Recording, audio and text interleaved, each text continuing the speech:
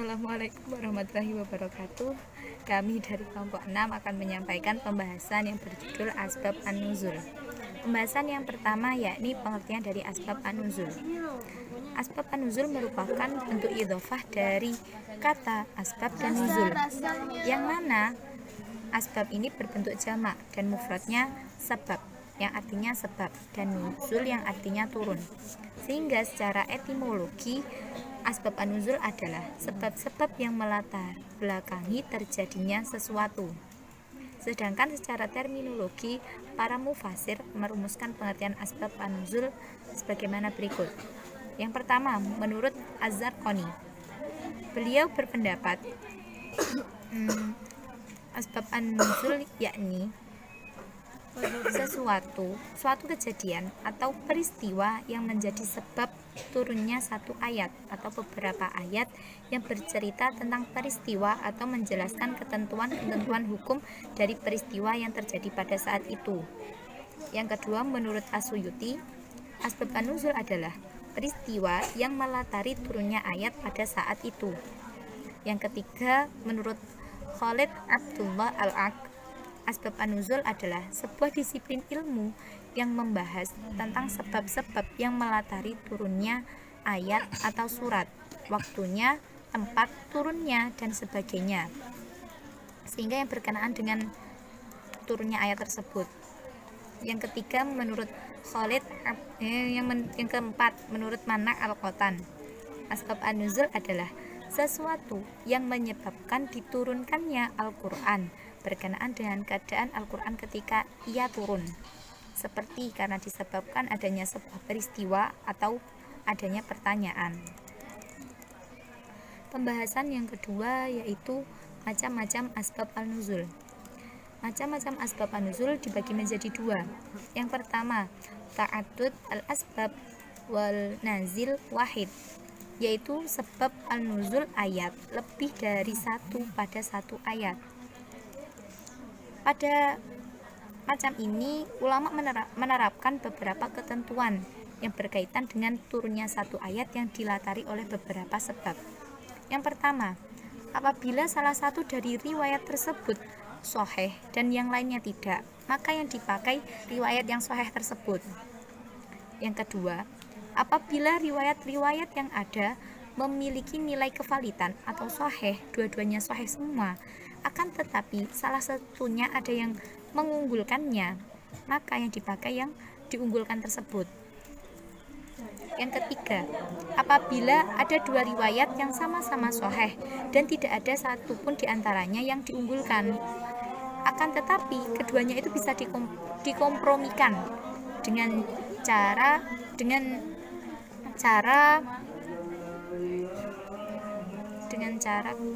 waktunya, dilihat dari waktunya, dikompromikan dengan cara sebab turunnya satu ayat itu turunnya sebabnya itu loh, latarnya sebabnya itu peristiwanya terjadi di waktu dekat, seperti itu. Yang keempat, ketentuan yang keempat yaitu apabila dua riwayat tentang asbab an-nuzul sama-sama sahih, juga sama-sama tidak ada yang diunggulkan, akan tetapi mereka tidak bisa dikompromikan karena jeda waktu riwayat yang satu dengan riwayat yang lainnya itu lama, berjauhan waktunya. Maka dari itu permasalahan ini diarahkan kepada pengulangan turunnya ayat dengan beberapa sebab yang terjadi, sehingga ayat itu diturunkan kembali, diulang kembali karena peristiwa tersebut. Karena peristiwa tersebut kedua riwayat itu jaraknya jauh, maka dari itu lebih diarahkan ke pengulangan penurunan ayatnya. Macam yang kedua yaitu ta'addud an-nazil wa asbab wahid. Sebab turunnya ayat ada satu, sedangkan ayat yang turun lebih dari satu. Bagian ini adalah kebalikan dari bagian yang pertama, yakni dalam satu peristiwa turun beberapa ayat. Jadi sebabnya turunnya ayat itu cuma satu, tetapi ayat yang turun ada beberapa. Kejadian seperti ini tidak terlalu dipermasalahkan oleh ulama, karena hal ini tidak menafikan hikmah dalam penerimaan dalam penerimaan umat manusia atas Al-Quran serta petunjuknya bagi makhluk dan penjelasannya tentang kebenaran saat dibutuhkan. Bahkan pengulangan tersebut terkadang bisa lebih membuat umat Islam menerima Al-Quran dan bisa memberikan penjelasan yang lebih, jadi lebih menguatkan ya, jadi lebih yakin dari seperti itu, karena sebabnya turunnya kan cuma satu, sedangkan ayat yang turun ada beberapa, sehingga dikuatkan lagi dengan turunnya ayat lagi, seperti itu. Bismillahirrahmanirrahim. Saya Ulilar Zakah Madi, NIM 10121210195, akan melakukan presentasi terkait tugas studi Al-Quran. Baiklah, untuk asbabun nuzul, ungkapan-ungkapan asbabun nuzul. Bentuk ungkapan sihat asbabun nuzul dalam pengertian besar dibagi dua kategori dalam lingkup besar. Singkatnya, jelas dan meragukan. Untuk selanjutnya, kaidah asbabun nuzul. Kaidah asbabun nuzul atau bisa diartikan tolak ukur. Kaidah-kaidah pedoman atau hal untuk mengetahui batasan di mana bisa dikatakan hal tersebut asbabun nuzul. Untuk yang terakhir, kegunaan asbabun nuzul. Untuk kegunaannya sendiri mempunyai banyak sekali arti, di mana pemahaman asbabun nuzul akan sangat membantu dalam memahami konteks turunnya ayat. Ini sangat penting untuk menerapkan ayat-ayat pada kasus kesempatan yang berbeda. Peluang terjadi kekeliruan akan semakin besar jika mengabaikan riwayat asbabun nuzul. Singkatnya, kegunaan asbabun nuzul ini tanpa adanya asbabun nuzul akan banyak sekali dan mudah terjadi kekeliruan dalam memahami ayat, seperti itu. Baik, untuk keterangan ungkapan asbabun nuzul. Sigot bentuk ungkapan asbabun nuzul pengertian besar dibagi dua kategori, yaitu redaksi yang jelas an-nahas sarah dan redaksi yang mengandung kemungkinan muhtamal, atau bisa juga dikatakan singkatnya sesuatu yang jelas dan masih meragukan. Asbabun nuzul adalah apabila seorang perawi,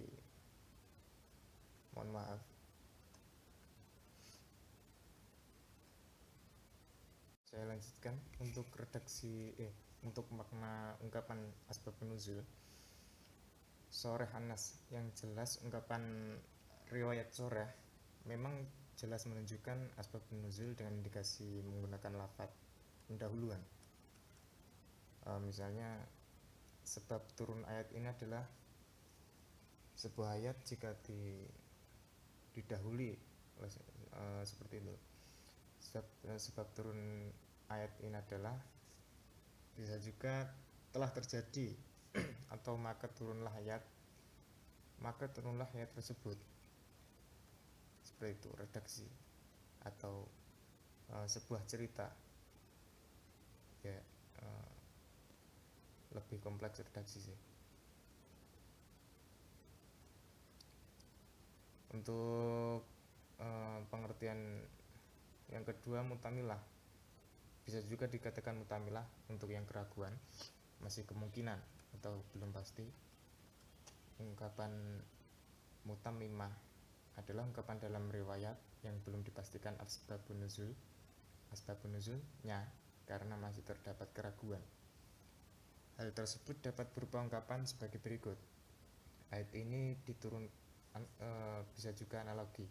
Ayat ini diturunkan berkenaan dengan sesuatu hal, atau saya kira ayat ini diturunkan berkenaan dengan, saya kira ayat ini tidak diturunkan kecuali berkenaan dengan, seperti itu.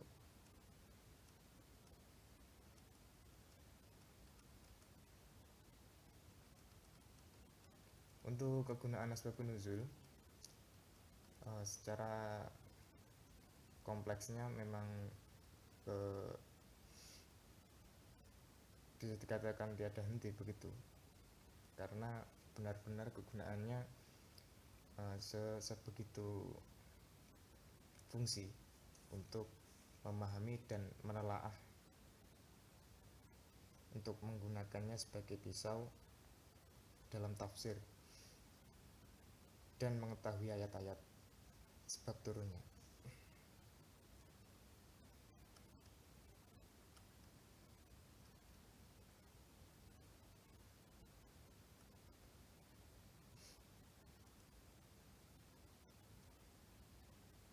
Baik, seperti itu. Untuk kegunaannya,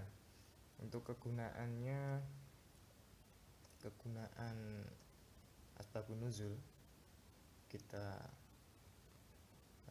ini pengertiannya secara luas.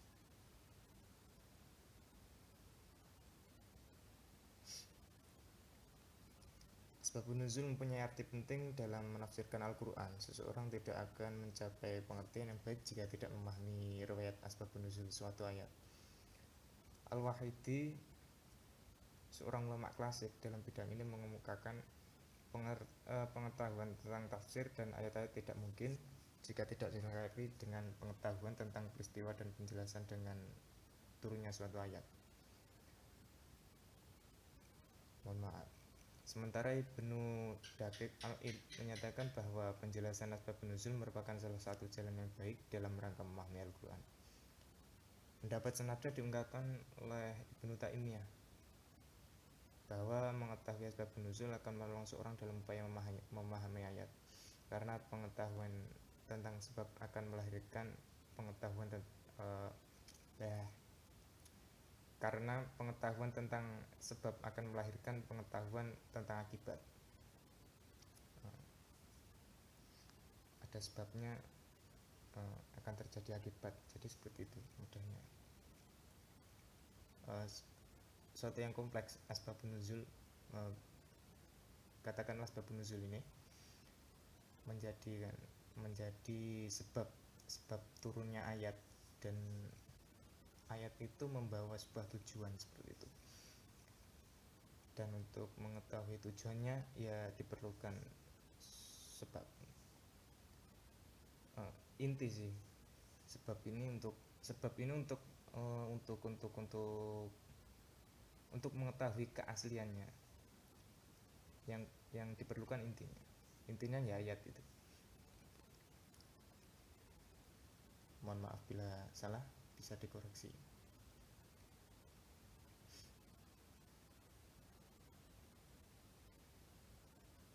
Baik, saya kira cukup sampai di sini penjelasan, karena teman-teman mungkin bisa lebih paham daripada saya.